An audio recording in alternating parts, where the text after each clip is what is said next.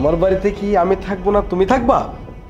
শোনো, তোমাকে আমি বারবার বলেছি আমার রুমে যেন না আসো, আমার আশেপাশে আসার একদম চেষ্টা করবে না। ওহো, তোমার রুমে আসা নিষেধ, তোমার কাছে আসা নিষেধ। তোমার কি সেই দিনগুলোর কথা মনে নাই যে সময় একসাথে আমাকে বলতা যে তোমাকে ছাড়া আমি বাঁচবো না, তুমি আমাকে আদর করো, সোহাগ করো, এটা কিনা দাও ওইটা কিনা দাও? সেই সময় তোমার এই কথাগুলো কোথায় ছিল? শোনো, সেই দিন শেষ। এখন আমি তোমার ভাইয়ের বউ, বুঝতে পেরেছো? শুধু ভাইয়ের বউ নয়, বড় ভাইয়ের বউ, বুঝতে পেরেছো? আজকের পর থেকে যদি তুমি আমার পিছু নেওয়ার চেষ্টা করো আর আগের দিনের কথা বারবার বলো, তাহলে আমি কিন্তু সব। কি করবা বলে দিবা? বলো না, বললে তো আমার কোনো প্রবলেম হবে না, প্রবলেম হবে তোমার। আর বিশেষ করে হচ্ছে আমি সেই সম্পর্কগুলো কিন্তু এখনো ভুলি নাই।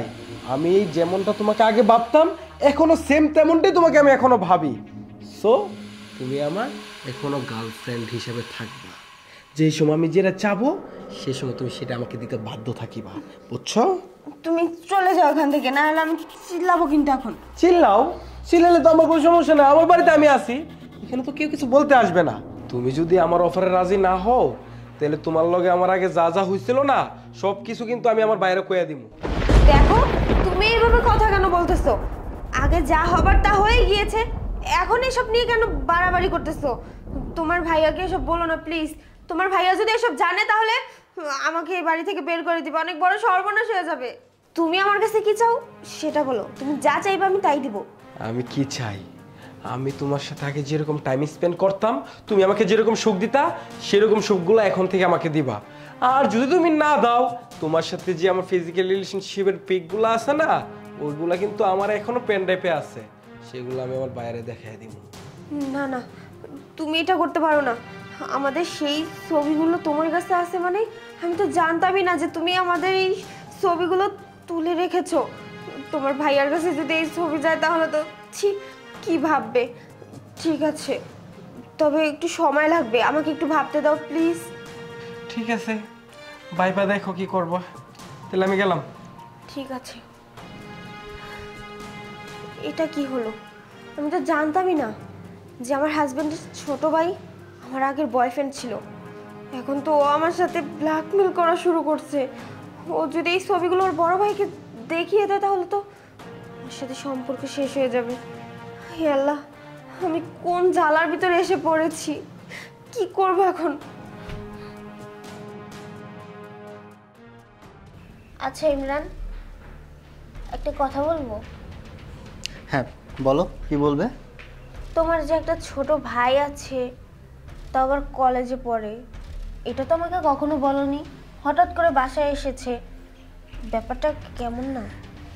আরে বেবি শোনো, আমাদের বিয়েটা তো হঠাৎ করে হয়ে গেল, আর তাছাড়া তোমাকে সেভাবে বলার মতো সময় হয়ে ওঠেনি। আমার ছোট ভাই ও কলেজে পড়ে, বাসায় ঠিক মতো থাকতো না, ওই যে হোস্টেলে থাকতো, তো আর তোমাকেও জানানোর সময় হয়ে ওঠে নাই, এই জন্য আমি বলে পারিনি। যাই হোক, ও যেহেতু আসছে, কেন ও কি কিছু বলছে তোমাকে? না মানে আমি কি এই ব্যাপারটা ইমরানকে খুলে বলবো? না না, এটা ওকে বলা যাবে না, ও হয়তো আমাকেই খারাপ ভাববে। তাছাড়া আমার কাছে তো কোনো প্রমাণও নেই যে ও আমার সাথে ব্ল্যাকমেল করতে চায়। কি হলো, চুপ করে আছো যে? আসলে ব্যাপারটা যেন অন্যরকম হয়ে গিয়েছে, কিভাবে যে বলি। কেন, আমার ছোট ভাইকে নিয়ে কি তোমার কোনো সমস্যা? আরে কি হলো, কথা বলছো না কেন? না, এই তো বলতেছি তো, তোমার ছোট ভাইকে নিয়ে সমস্যা হবে কেন? ও এসেছে, আমি তো অনেক খুশি। মানে আমি বলতে চাচ্ছিলাম আর কি যে তুমি ব্যাপারটা জানাওনি, আমি তো জানতামই না যে তোমার একটা ছোট ভাই আছে। যাই হোক, তোমার ছোট ভাই মানে আমারও ছোট ভাই, তাই ওকে নিয়ে তো কিছু ভাবতে হবে। ওর পড়াশোনা তো প্রায় শেষের দিকে, ওর তো একটা ভবিষ্যৎ আছে, ব্যবসা বাণিজ্য করতে হবে, যে কোনো একটা কাজে ধরিয়ে দিতে পারো তুমি। শোনো, ওইটা আমার একটা মাত্র ছোট ভাই, ওর ভবিষ্যৎ নিয়ে আমার একটা সুন্দর পরিকল্পনা আছে। আমি চাই ও বাংলাদেশের লেখাপড়া শেষ হওয়ার পর ওকে আমি উচ্চ শিক্ষা করার জন্য বিদেশে পাঠাবো। কারণ তুমি তো ভালো করেই জানো আমাদের বাবা মা নেই। বাবা মা মারা যাওয়ার পর থেকে আমার ছোট ভাই থেকে আমি অনেক কষ্ট করে মানুষ করেছি, আর আমি ছাড়া ওর ভবিষ্যৎকে তৈরি করে দিবে বলো? তুমি ওকে নিয়ে কোনো চিন্তা করো না তো। শোনো, যেহেতু বাসায় আসছি, ফ্রেশ হই, তুমি আমার জন্য খাবারের ব্যবস্থা করো। আচ্ছা ঠিক আছে, তুমি ফ্রেশ হয়ে আসো, আমি তোমার জন্য খাবার পাঠাচ্ছি।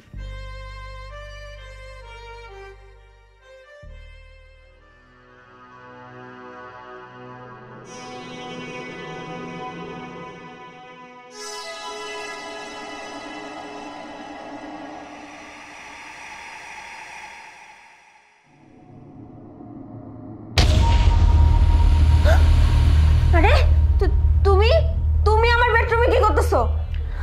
আমি তোমার বেডরুমে কি করতেছি তুমি বুঝো না আমি কেন আসছি? শোনো, তুমি একদম বেশি বাড়াবাড়ি করতেছো। বের হও আমার বেডরুম থেকে, বের হও বলছি। আরে কেন এত উত্তেজিত হইতেছো কেন? এত গরম কেন হইতেছো? হ্যাঁ তোমাকে আজকে আমি শয়তান, দুধ চরিত্রা কোথাকার, তুই আমার বেডরুমে কি করতেছিস? তোকে না আমি বলেছি আমার বেডরুমে আমার আশেপাশে আসার চেষ্টা করবি না। তোর বেডরুমে কেন আইছি তুই কি জানিস না? এই তোর কি তেল বাইজে গেছে বেশি? তোর এই তেজ আমি মজেতেছি, রাখ। তোরে আমি কেমনে যে বাড়ি তুই কেমনে থাকিস আর আমার বাইরের লগে সংসার করিস সেটাই আমি তোর দেখা নিবি। দাঁড়া, গলা নামায় কথা ক। তুই বেশি বাড়াবাড়ি করবি না, আমি সব কিছু তোর ভাইকে বলে দেবো। আর তুই কি বলবি? বলবো তো যা আছে সব আমি। তুই না কইছিলি তুই আমার সব কিছু জানাইবি, সেটা জানতে আইছিলাম। তাই তো তুই আমার গাড়ি হাত দিলি, তাহলে আর কি করার? এখন আমি জোর করে আমারটা আমি আদায় করে নিব। যাবি নাকি আমি এখন চিল্লাবো? যা বলছি, বের হ। বের হমো, তবে একটা কথা তোরে কয়ে দিতেছি, তুই যত কিছুই করিস না কেন, তুই আমার এই হাত থেকে না রেহাই পাইবি না। আমার কাছে যতদিন তোর এই ভিডিও ফুটেজ এবং পিকচার আছে না, ততদিন পর্যন্ত তুই আমার কাছে কি ধরা, সেই ধরার মোতাবেক তুই আমারে খুশি করতে হইব। আর যদি খুশি না করস তাহলে তো জানিসই তোর কি অবস্থা হইব।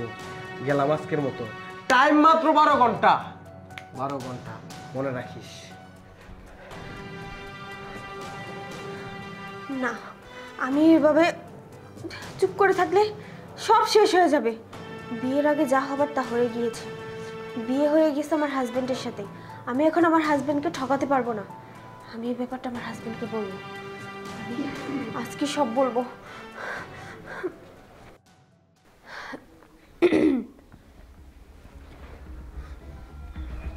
ইমরান,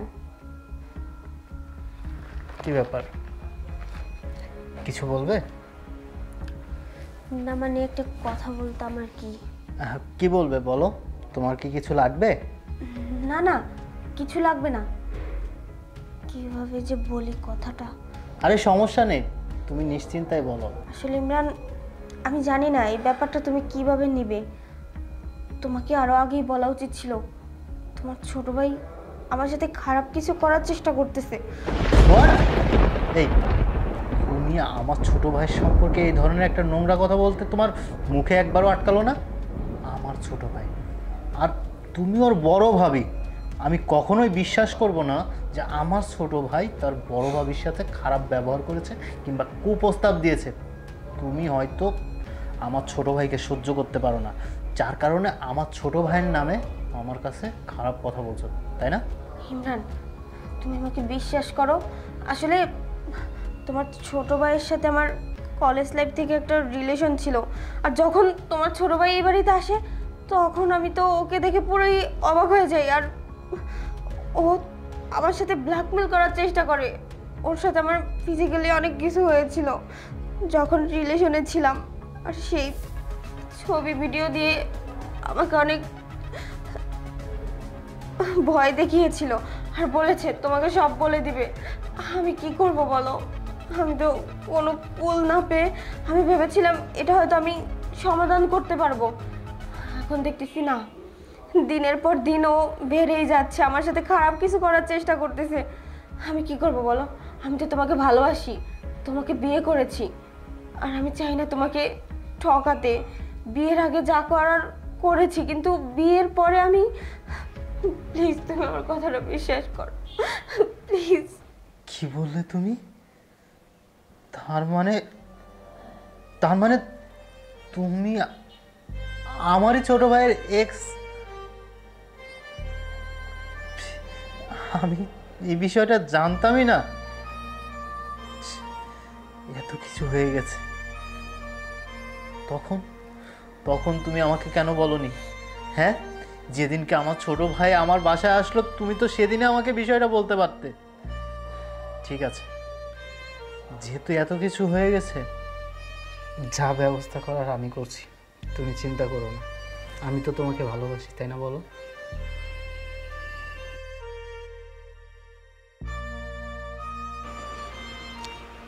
সুজন, এই সুজন, জি ভাইয়া। একটু এদিকে আয়।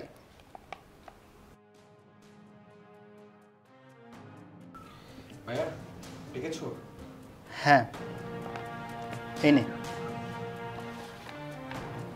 কি এটা? এটার ভিতরে তোর পাসপোর্ট, ভিসা এবং যে বিশ্ববিদ্যালয়ে তোকে ভর্তি করা হচ্ছে সেই বিশ্ববিদ্যালয়ে ভর্তির ফর্ম আছে। তুই সিঙ্গাপুর যাচ্ছিস। ভাইয়া তুমি কি বলছো? তোমাদেরকে ছেড়ে আমি বিদেশে গিয়ে যাব? আচ্ছা, আমি কি কখনো একা একা কোথাও থেকেছি? তুই আমার ছোট ভাই, একমাত্র ছোট ভাই। তোর ভবিষ্যতের দায়িত্ব তো আমাকেই নিতে হবে। তাই ভাবলাম তোর ভবিষ্যতের জন্য আমার এটা করা দরকার। এই জন্য তুই বিদেশে যা, মন দিয়ে পড়ালেখা কর। আর আমি চাইবো তুই অন্তত আমার কষ্টটা বৃথা হতে দিবি না। তাই আমি চাই খুব তাড়াতাড়ি তুই চলে যা। না না ভাইয়া, আমি তোমাকে ছাড়া থাকতে পারবো না। আমি আমি সিঙ্গাপুরে যাব না। নাও। ভাইরে, বুঝতে পেরেছি। বাবা মা মারা যাওয়ার পর থেকে তোকে আমি কোলে পিঠে করে মানুষ করেছি, কখনো মা বাবার অভাব বুঝতে দিইনি। কিন্তু আমারও কষ্ট লাগছে তোকে ছেড়ে যে থাকতে হবে। কিন্তু কি করব, তোর তো একটা ভবিষ্যৎ আছে। তুই তোর ভবিষ্যতের জন্য তোর পথ দেখতে পারিস। আমার যা করার ছিল আমি করে দিয়েছি। আমি চাই বাকিটা জীবন তুই তোর মতো করে চল, আর তোর জন্য কোনো ক্ষতি না হয় সে ব্যবস্থা আমি করব। তুমি যেহেতু বলছো তাহলে আমি বিদেশে যাব। কিন্তু ভাইয়া একটা কথা সবসময় মনে রাখবা, আমি কখনো কল্পনা করতে পারি নাই যে আমি তোমাকে ছেড়ে একা একা বিদেশে গিয়ে থাকবো। আমার খুব কষ্ট হবে ভাইয়া। দেখ, বেশি সময় নষ্ট না করে তুই গিয়ে তোর বেডিং পত্র গুছিয়ে নে, যা।